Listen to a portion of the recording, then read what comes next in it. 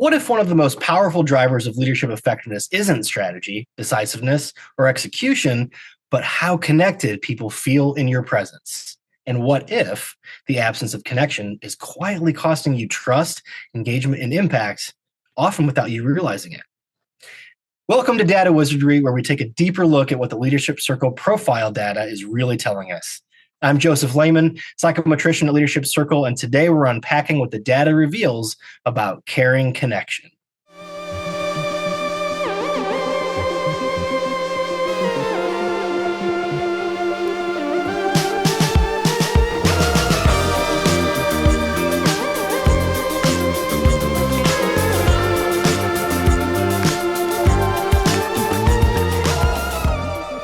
Despite how closely related they sound, caring connection and courageous authenticity have a surprisingly low correlation in the Leadership Circle profile. When we analyze correlation coefficients between the creative competencies, caring connection and courageous authenticity demonstrate a relatively weak statistical relationship. High expression of one does not reliably predict high expression or perception of the other.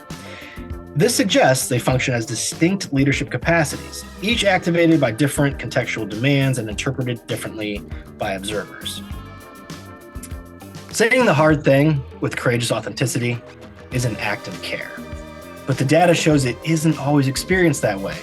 Leaders who lean strongly into caring connection sometimes hold back from naming hard truths because they don't want to risk the relationship. And leaders who are strong in courageous authenticity may speak plainly and directly with genuine care in their intent, but others don't always perceive it as caring. So, leaders can find themselves stuck between a rock and a hard place. Be warm and connected, but avoid the truth, or be honest and courageous, but be thought cold and heartless. Here's the key insight. Both caring connection and courageous authenticity are highly correlated with leadership effectiveness, which tells us something important. That leadership isn't about choosing one over the other, it's about discernment. Different moments call for different expressions, and different people hear the same message differently. No amount of analytics can tell you which move to make in the moment. A good leader embodies one of these traits, but a great leader understands when to embody each one. Across global LCP normative datasets, caring connection exhibits the largest gender-based percentile gap of any leadership dimension. Self-identified female leaders score, on average, 16 percentile points higher than self-identified male leaders, which is nearly double the typical gender-based differential observed across leadership capacities. This variance exceeds all other measured dimensions, including those within the broader relating cluster and the system awareness domain.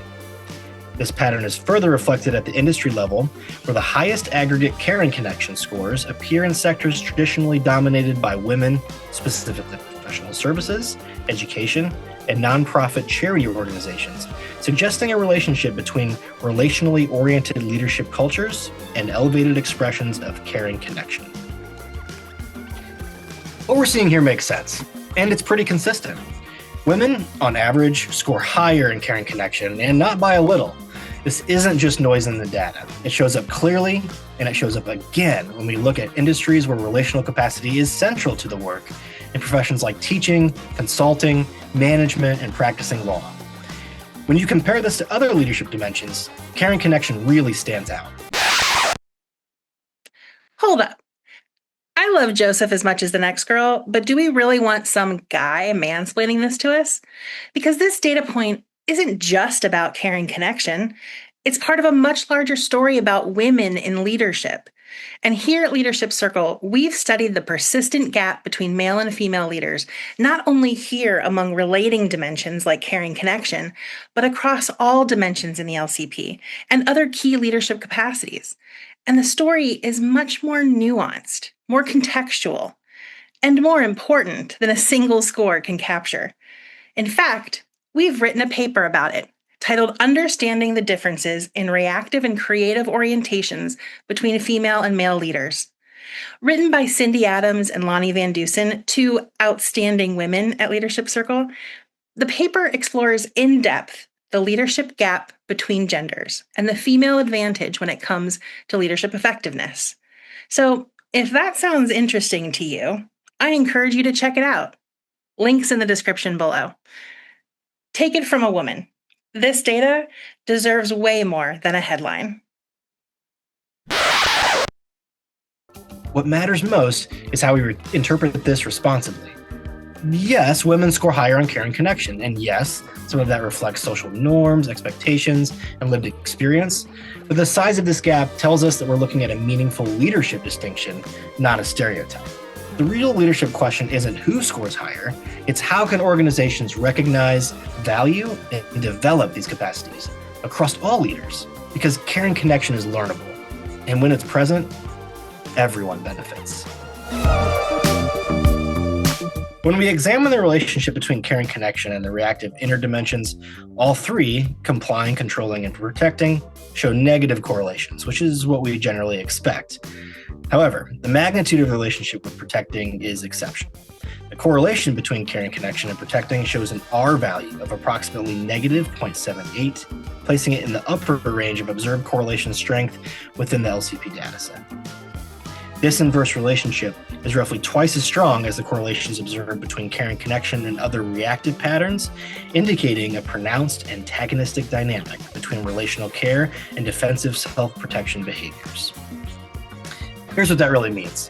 When care goes up, the armor comes off. Leaders who lead with genuine care and connection are far less likely to withhold information, manage behind the scenes, or protect themselves at the expense of others. What's striking is how strong this relationship is. Yes, care and connection reduces reactive behavior in general, but when it comes to protecting, the effect isn't subtle.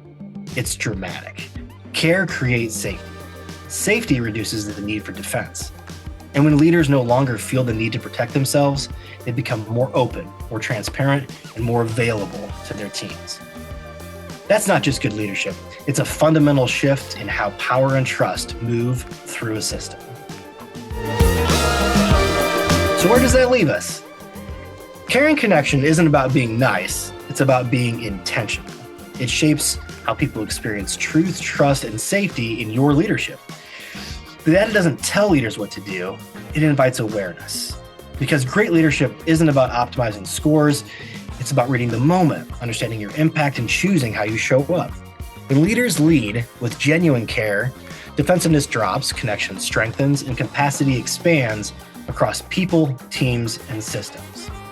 And that's the data in layman's terms. I'm Joseph Leman. See you next time when we look beneath the numbers and explore the reactive tendency driven.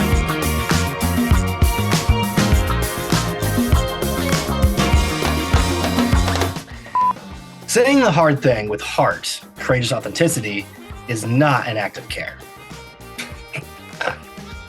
I'm going to start that one over again because that was the exact opposite of what I was supposed to say. All right.